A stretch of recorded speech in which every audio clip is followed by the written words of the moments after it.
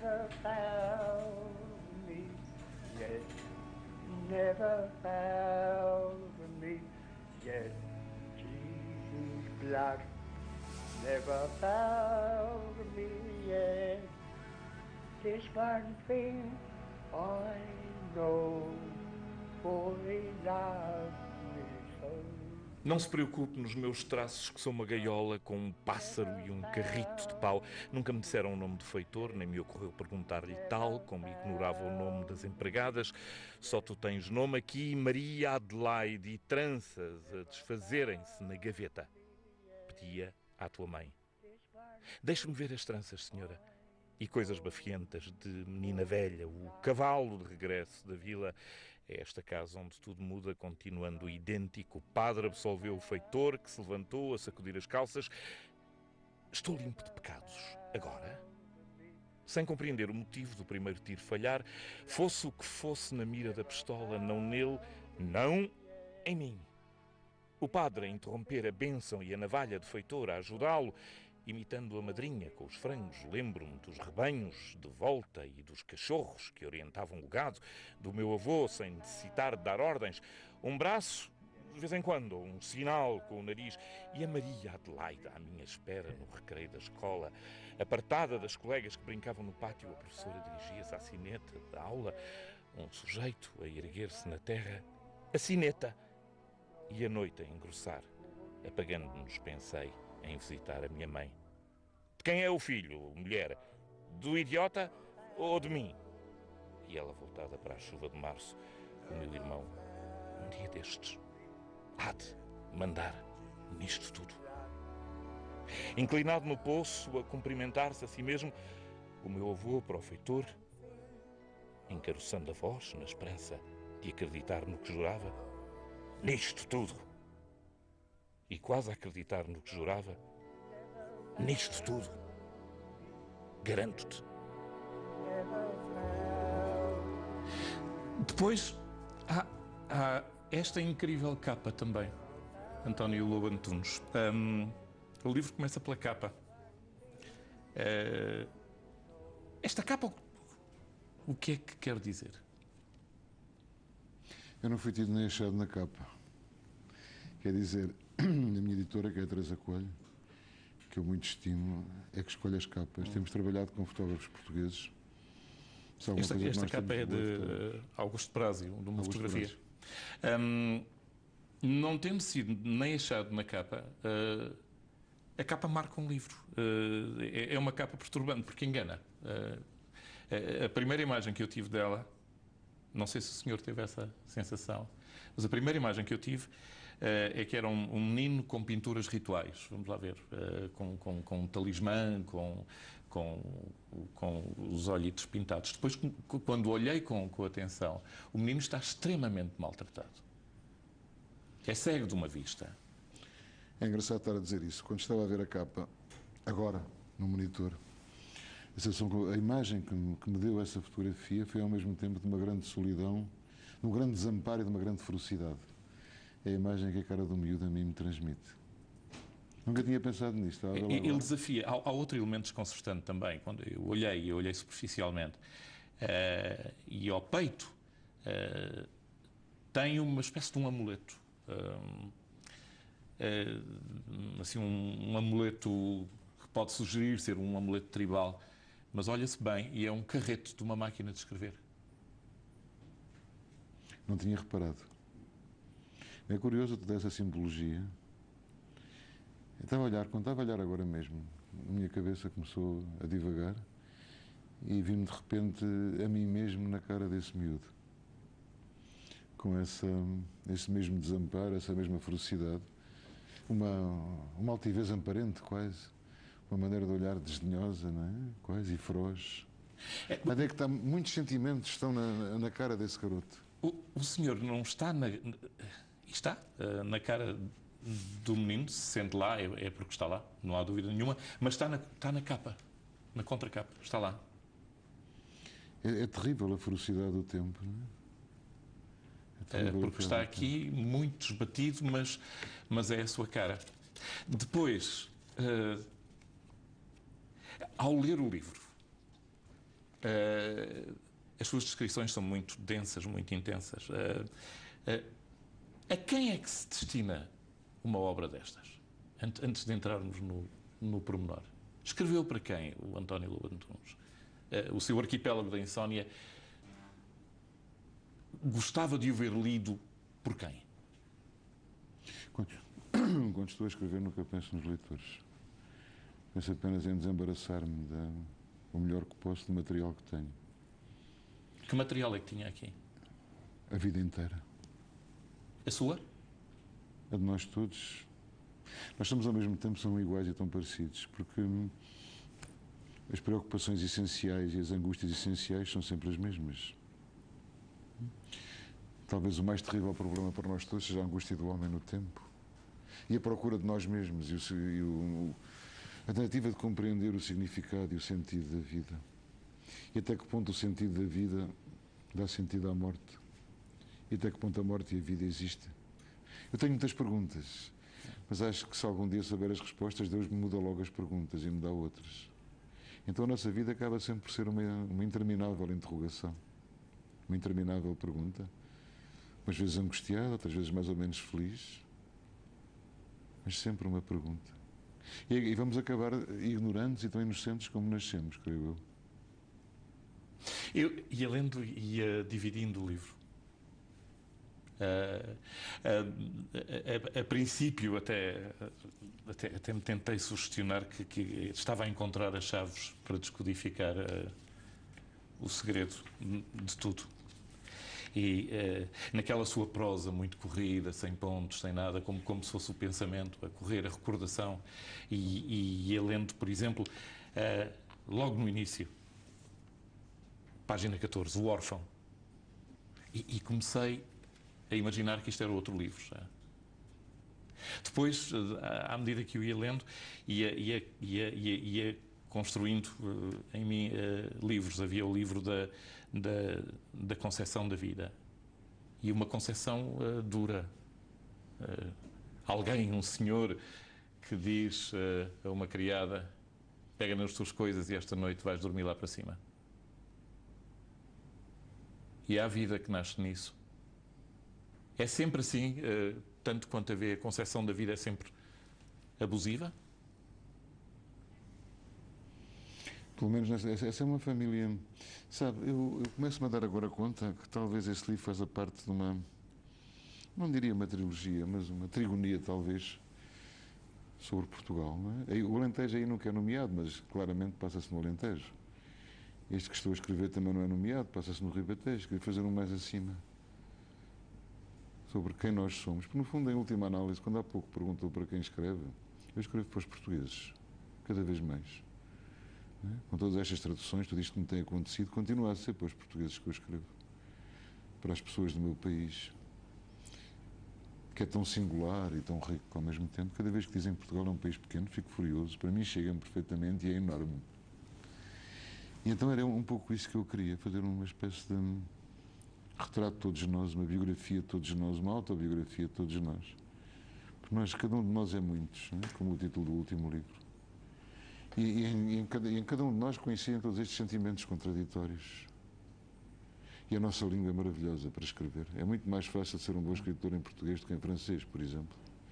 O tradutor americano diz que há duas línguas excelentes para escrever, o português e o inglês, que é uma língua monossilábica. Uhum. Mas a nossa língua é tão maravilhosamente dúctil, pois o problema é conseguir resistir às facilidades que ela lhe dá, e transformá-la numa língua difícil. Já me abriu aqui um horizonte. Eu sabia que era uma zona rural nossa, mas não sabia aonde. Os tucanos iludiram-me. A mim também. Sabe, Porque descreve os tucanos à tarde, descreve matar tucanos, descreve tucanos mortos. E iludiram-me. E então eu imaginei, deixei de poder imaginar o cenário. Os milhafres vieram a seguir. E onde há milhafres, se calhar há tucanos, mas onde há tucanos e milhafres, se calhar não era aqui, não era este o meu universo que eu estava a ver retratado. E é. Tudo se passa numa espécie de sonho, como se o sonho fosse a única realidade possível. Não é? A mim é muito curioso ter dito isso, porque à medida que ia escrevendo o livro ia-me surpreendendo sempre. O livro foi feito sem plano, como eu agora escrevo. E nos dias em que a mão estava feliz, as palavras iam aparecendo. E as coisas mais variadas e aparentemente contraditórias iam aparecendo. É isso que é sabe, escrever é um processo doloroso, difícil e angustiado, como sabe, também como eu. Mas ao mesmo tempo há momentos de uma maravilhosa alegria, quando a gente sente, é isto, é a palavra. É isto que eu queria dizer. E que muitas vezes veicula sentimentos de que só parcialmente nos apercebemos. Há uma zona nossa que nos continua a ser completamente obscura, ou quase obscura para nós. E se eu conseguir atingir essa zona, esse núcleo de trevas que há em mim, e pô-lo dentro de um livro, esse seria o desígnio, esse seria o desejo, esse seria a finalidade. Este livro está próximo disso? Deus queira que sim. Sente isso ou o que está a escrever agora o aproxima mais do resto? O senhor descreveu isto muito bem. É uma visão negra da realidade e cruel que vai deixar a sua marca nos leitores por todo o lado. Isso é uma crítica americana. É algo que o Rui Cardoso Martins escreveu sobre si. Não, isso era... Eu julgo que isso é uma crítica do Harold Bloom, referente ao livro que estava a sair nos Estados Unidos agora, que era Era este What Can I Do When Everything is on Fire? Que farei conta do Eduardo. Julgo que era isso que ele se referia. Porque Acha que é uma leitura correta daquilo que escreve? Fico sempre um bocado surpreendido, porque para mim os livros são alegres. A mim o que me importa... Este não é alegre. Não acham? Eu acho. Não é alegre. Alegre no sentido, vamos ver se eu sou claro, é que eu não me expliquei bem. Alegre no sentido da mão estar feliz. O que me agrada enquanto leitor. Me agrada enquanto leitor. E o que me dá alegria num livro é sentir a felicidade da mão do autor. Como ele me agarra e me leva. E me obriga e me conduz para onde ele quer. E me mostra a mim mesmo por ângulos insuspeitados que existiam em mim. Quer saber o que é que este leitor sentiu? Claro que sim, gosto de si. Muito obrigado, também eu gosto de si. Bastante, diga-se de passagem. Li-o várias vezes e à procura da chave para o entender. Porque eu sabia que haveria aqui um elemento que me iria iniciar naquilo que diz. Se calhar naquilo que o Bloom diz, na visão negra da realidade, que seja cruel, está bem, mas é uma visão que é importante. Está codificado esta leitura. O António Lobo Antunes escreve com um código na expectativa de que quem o leia faça o esforço de o encontrar. Para mim é sempre muito claro. Há uma gaveta qualquer do Mário que tem a chave. Uma gaveta sua. Também pode estar debaixo do tapete. Mas normalmente há uma gaveta de escrivaninha que tem sempre a chave. E até que ponto é necessária a chave? Eu não sei. Quando me dizem, estou a ler um livro teu, eu fico sempre desiludido, como se aquilo não fosse para se ler. Acho que é para ser como um vírus que entra dentro de nós. E a gente adoece do livro enquanto o está a ler. Adoece no sentido em que o livro começa a fazer parte de nós, como se o tivéssemos fagocitado. Ou ele nos fagocita a nós, não é? Claro. Ou ele nos fagocita a nós. E depois então convalescemos quando a leitura acaba. Quando a fagocitose acontece, nós incorporamos-nos uns nos outros. Passamos a ser o mesmo ente. É isso, claro. É isso que espera, leitor e... Por isso eu acho que... De escritor e leitor. Sim, por isso eu acho que... Eu tenho dito isto, que os livros deviam ter... Não o nome do autor, mas o nome do leitor. O livro é escrito pelo leitor quando está a ler. Diz isso também aqui. Eu acho que isso é extraordinário, é espantoso de dizer. E até é lido por vários eus, porque se eu ler um livro agora, vou lê-lo daqui a um ano, já é um livro diferente. Deixa-me falar desta chave que eu descobri numa segunda leitura e meia, quase acidentalmente. Uma das suas obras mais notáveis, pelo menos uma que foi marcante para mim, eu creio até que já falámos disso a última vez que o António Lobo Antunes aqui veio, foi uma crónica sua na Visão, na altura da morte do seu pai, em que o título da crónica era Este não é o meu pai. E era um cartão que o António tinha deixado durante o velório, indo buscar a referência, claro, ao quadro do Magritte, que a realidade do seu pai para si seria sempre outra e continuaria a ser outra. E a desfolhar o livro há aqui uma zona. Claro que as personagens são várias, mas aparece uma aqui que diz textualmente: aquele não é o meu neto. E diz isto quase fora de um contexto. Sim. E eu aí pressenti, há um elemento autobiográfico nisto tudo. Estes livros todos sou eu. Nos primeiros livros há factos. Isto é eu julgo que lendo isto com atenção fica-se a conhecer-me como qualquer outro livro. Eu conhecer tão bem o autor. Tão bem. Essa frase que citou, infelizmente não fui eu que escrevi, foi um dos meus irmãos. É terrível a morte de um pai. Mesmo de um ponto de vista estritamente egoísta e só pessoal. Porque um pai é alguém que está entre nós e a morte. E quando o pai desaparece, quando a morte bater à porta, quem vai abrir somos nós. Algo que ainda nos defende da morte. A morte do pai é um prenúncio da nossa morte. E é isso que é desconcertante. Não é um prenúncio, ficamos indefesos perante ela. Porque ele estava ali entre nós e a morte. Foi um dos seus irmãos que escreveu Este não é o meu pai. Foi um dos meus irmãos. Era porque ele escrevia muitas vezes, sei lá, tinha aqueles filhos todos. Estava a pintar a casa, na tampa da lata escrevia, punha um cartão assim: isto não é um cinzeiro. Pois. No frigorífico, estes chocolates são do pai, etc. E aquela coisa ali estendida não era de facto o meu pai. Claro que não. Nem é o pai de ninguém, nem é a mãe de ninguém. Os mortos com aquele ar grave, que parecem... Este livro contém muito de uma redenção do ato da morte, não o apresenta como definitivo. Tem medo, apresenta medos. Aquela vila que está sempre na sombra, à noite, parece povoada de mortos, de fantasmas. E depois há um relacionamento entre eles, já como personagens do livro. Dá-nos uma ideia de continuidade.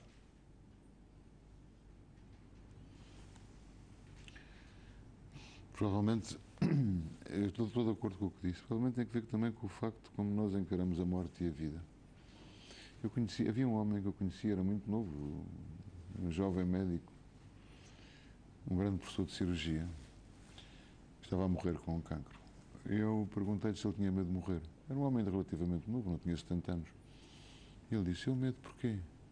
Tive uma vida tão boa. Então eu comecei a pensar que o medo da morte estava muito relacionado com o medo da vida. O meu avô, o pai do meu pai, que era um homem que amava profundamente a vida, portou-se com uma admirável coragem, não tinha medo de morrer, tinha apenas pena de nos deixar. E encarou a morte com uma serenidade exemplar, porque tinha tido uma vida muito cheia. Tinha amado muito, tinha sido muito amado e tinha sido feliz com todas ele, que teve tantas vicissitudes na vida dele e por vezes tão difíceis. E conseguiu conservar no meio daquilo tudo um sentimento radical de alegria, de felicidade e de ternura que eu ainda hoje admiro. Não sendo um homem muito inteligente, não era? Tinha coisas muito mais importantes do que isso. O caráter, a bondade e sobretudo uma grande vocação para a alegria. Este ente mais velho que é aqui descrito configura o quê? Configura quem? Ente mais velho que é aqui descrito, o que chama uma criada para o quarto, o que concebe alguém, o que no que eu chamei o livro das crueldades, uma parte em que aqui fala das mortes, fala de uma punição feita, por exemplo, a um carpinteiro que magoa um animal, parte-lhe uma perna, e o feitor vai à procura dele e apanha-o, e o proprietário, que é esta figura austera, esta figura paternal ou esta figura patriarcal, ordena: partam uma perna ao homem com o mesmo maço com que ele molestou o mulo, e partem-lhe uma perna. É curioso, não é? Dito assim, É um homem sedento de amor e incapaz de amor, e um homem muito frágil, que, como é detentor do poder, o utiliza com uma violência sem nome. E no fim morre a pedir à mulher que ele subjugou durante a vida toda, a pedir que não o deixe. Sim, E ela já lá não está. Mas ele diante das mulheres está completamente indefeso, já reparou? Completamente fraco, é incapaz de viver com elas. Incapaz de viver com elas. Vive noutro quarto. Tem um quarto Exatamente. patriarcal, mas ele, uma vez feita a ascensão, vamos lá ver, hierárquica, ao seu centro de poder, afasta-se. Esse homem é incapaz de ter uma relação de igual para igual, o que é relativamente frequente no nosso país. Quantos homens têm uma relação de igual para igual com as mulheres? É difícil, há sempre uma relação de poder, ou pelo menos o desejo de uma relação de poder. Isso é mais marcado, sobretudo, no Portugal rural, embora não quer dizer que nas cidades não o seja também. É cruel o Portugal rural? Não sei, sabe, quando eu vivi um ano em Tomar, antes de ir para Angola, as mulheres, quando se referiam ao ato sexual com os maridos, diziam: o meu marido serviu-se de mim. E diziam isto normalmente, não era uma queixa sequer. Eu achava isto terrível. O meu marido serviu-se de mim. Como se eu, mulher, fosse uma coisa para o meu marido se servir. A mulher ter prazer era considerada uma coisa horrível. A mulher não tinha o direito sequer a ter prazer. Da mesma maneira que havia uma sensação, isto depois refletia-se até na igreja, e nos comportamentos na igreja, da impureza da mulher. Ainda hoje as mulheres é difícil subirem para os altares, porque são impuras. Isso tem que ver com a menstruação, etc., e com o significado simbólico da menstruação, por aí fora. Mas, no entanto, o livro, mais que pessoas, são vozes. E a sensação que eu tenho é que é sempre a mesma voz que modula, muda de tom, regressa, parte, vai, vem, etc. Uma paixão também, pela Maria Adelaide. Uma paixão muito juvenil. Muito bem desenhada na escola, no recreio. Quem não as teve? Quem não as viu? Marias Adelaides por todo lado. Sim, e talvez até que ponto não nos é só possível amar aquilo que já perdemos.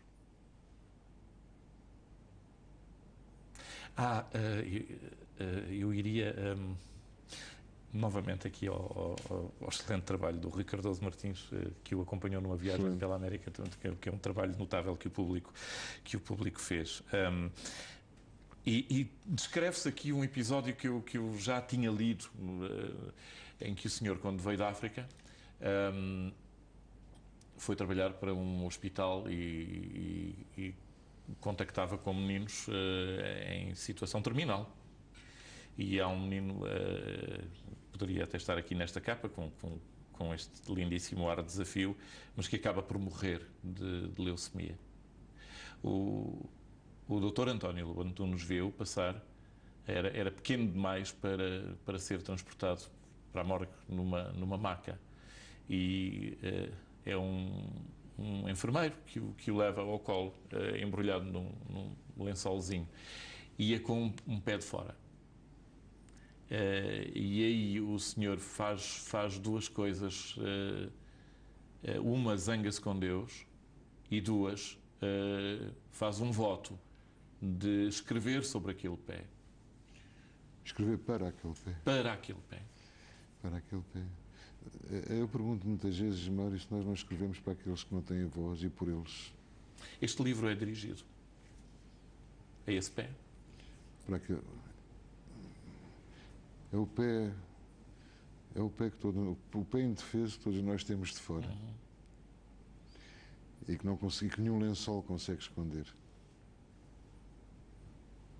O ideal, sabe, era o que eu gostava de poder encher os livros de silêncio e tender cada vez mais para o silêncio.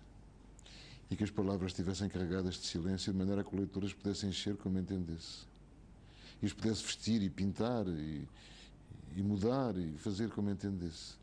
Como se o livro fosse um jogo que permitisse uma infinidade de mutações, de maneira a pessoa senti-lo e vivê-lo como seu. Porque é o leitor que é importante, não é o escritor. Eu qualquer dia morro, não sei quando, os livros espero que fiquem. O Flaubert, por exemplo, enfurecia-se com a Madame Bovary, porque a Madame Bovary ia ficar e ele ia morrer. Ele achava terrivelmente injusto que a sua criação sobrevivesse à criatura que ele era. Eu acho que os livros são melhores que eu e que se os livros vão ficar, eu vou partir e ainda bem que eles ficam. Porque são a minha parte melhor e são aquilo que eu fui capaz de dar de mim aos meus irmãos humanos, como dizia o Vion. À medida que o senhor, a sua obra é extensíssima, mas à medida que ela foi progredindo, foi-se tornando, diz o leitor, e se calhar nem muito erudito, mas diz o leitor, que se foi tornando mais codificada, mais exigente para com nós que lemos. Essa exigência leva-o ao ponto... O senhor não parece preocupado com isso, mas já não é propriamente um romance, pelo menos já não assenta em tipificação normal. Claro, completamente de acordo, não são romances. Acho que sim, que temos que agir de leitor e de nós mesmos. Para se amar o abismo temos que ter asas. Agora, temos a obrigação de descer o mais fundo que pudermos no interior de nós. Porque nós, na nossa vida, levamos a vida a procurar janelas em paredes onde sabemos que as não há. Temos medo de as abrir. E portas em paredes onde sabemos que as não há. Nós acabamos por viver como as viúvas pobres, em duas assoalhadas com serventia de cozinha. E temos imensos quartos onde nunca entramos. É engraçado o senhor falar nisso. Eu usei para marcar este livro. Isto é rigorosamente acidental. E fui marcando as partes que eu achava que ia falar aqui consigo. Um postal magnífico da Maluda, que eu comprei no Centro Cultural de Belém, que são janelas que se abrem, ou fecham. Pode ficar com esse, que eu por acaso tenho dois. Eu mostro para a câmara. São uma coleção de janelas. Estas janelas vão se encerrando ou vão se abrindo? Depende do leitor, eu espero que elas abram. A sua tentativa? A minha tentativa é de abrir. Aquilo que eu quero é abrir as minhas e as dos outros, que são iguais às minhas. Eu sou um homem comum. Sabe? O que é que lhe dá essa consciência dolorosa do que o rodeia? E essa capacidade descritiva pungente em alguns campos? Pungente naquilo que eu chamei no livro das crueldades, no livro da justiça. Fizeste mal ao meu mulo, faço-te mal a ti. No livro da ganância, eu quero esta terra. Há de ser minha, aquele certozinho que eu li. No livro da concepção da vida, por exemplo, mesmo numa situação de abuso, ela concebe-se e vai para a frente e nasce. É curioso como queremos ser Deus, não é? No fundo, o que acaba de dizer é um livro de tudo com tudo lá dentro. É. Sente isso quando o prepara? Era isso que eu queria, pôr a vida toda dentro das páginas de um livro. Toda. E que ela pudesse tocar as pessoas e as pudesse... Em cada página fosse um espelho onde nós nos víssemos, não tal como nos queremos ver, mas tal como somos. Não há nada mais cruel que um espelho matinal, já reparou? Quando ainda sonolentos, ainda com restos de sono na cara, o espelho nos devolve normalmente uma cara que repudiamos, não é? Não nos é agradável. Conheci um homem, por sinal era meu pai, que ao fazer a barba de manhã não acendia a luz. Tirava os óculos, perdão. Só via a mancha branca da espuma. É muito difícil ver-nos de manhã, nas horas cruéis. E é muito difícil olharmos para nós mesmos nas horas cruéis. Portanto, um livro deveria ser, era um espelho que nos revela também as horas cruéis. Porquê é que as pessoas gostam tanto de determinado tipo de literatura? Porque não nos põe em causa. Esta põe-nos em causa. Espero bem que sim. Espero bem que sim, porque só podemos sair fortalecidos disso. Se nós pusermos em causa, meu Deus, reparou o que é a nossa vida? Aquelas pessoas que vivem sempre de culpabilidades exteriores. Se eu me casasse, se eu me divorciasse, se eu mudasse de emprego, a minha vida melhorava. O que está mal são as coisas à minha volta, não sou eu. E o que está mal é a nossa relação connosco mesmos. Quem sou eu? O que é que eu quero da vida? Os personagens deste livro não se desculpabilizam. Conquistam, são maus, são bons, amam, forçam, mas não se desculpabilizam. Não há aqui... Sabe, Não pedem perdão em lado nenhum. a gente pode fugir muito tempo, mas chega uma altura em que tem de parar. A lebre pode correr através dos campos, mas a certa altura tem que se cansar. E, portanto, tem que parar. E nessas alturas olhamos a nós mesmos. Isto reflete-se muito, por exemplo, nas famílias, nas pessoas em geral. O pesadelo dos fins de semana. Durante a semana as coisas vá que não vá. As pessoas trabalham, chegam a casa cansadas, enfim, têm a televisão, vão para a cama. E depois vem aquele terrível túnel de horas de sábado e de domingo. O que é que eu vou fazer agora? Felizmente há esses jornais grossos, que é um anticonceptivo ótimo, porque as pessoas, enquanto estão a ler aquilo, não têm tempo para ter relações. Depois há as compras no supermercado, mas depois ainda sobram horas, depois é preciso passear as crianças. E depois, ao fim de semana, eu estou diante de mim mesmo. E então começam a aparecer uma série de fantasmas dentro de nós, como nas férias, muitas vezes. Ou então quando os filhos começam a sair de casa e de repente os pais estão sozinhos, um diante do outro. E começam a olhar um para o outro de uma forma diferente. Eu conheci um casal, é o meu editor alemão, um editor que eu tive agora, reformou-se. Um casamento perfeito, 30 e tal anos de harmonia conjugal. A certa altura ele reforma-se e passa a ficar em casa. E então começaram os problemas. A mulher estava constantemente a tropeçar naquele empecilho, que estava sentado numa cadeira a ler o jornal, ou aqui ou acolá. E começaram as questões entre eles. E de repente começaram a olhar-se, de repente não, a pouco e pouco, mas a partir da reforma, começaram a olhar-se um para o outro de uma forma completamente diferente. Porque a relação se tornou cotidiana. E a relação sempre... É terrível, é muito difícil uma relação não naufragar nos escolhos do cotidiano. É muito difícil. É preciso a capacidade de reinventar a ternura, de reinventar o amor, de reinventar a surpresa, a descoberta. É preciso ir deixando pequenas notinhas de que ontem não te vi em Babilónia. Exatamente. E hoje gostava muito de lá ver. António Lobo Antunes, muito obrigado por ter vindo. O livro é O Arquipélago da Insónia, é a última obra de António Lobo Antunes. Eu gostei muito. Até à próxima. Obrigado, Mário. Obrigado. Muito obrigado. António.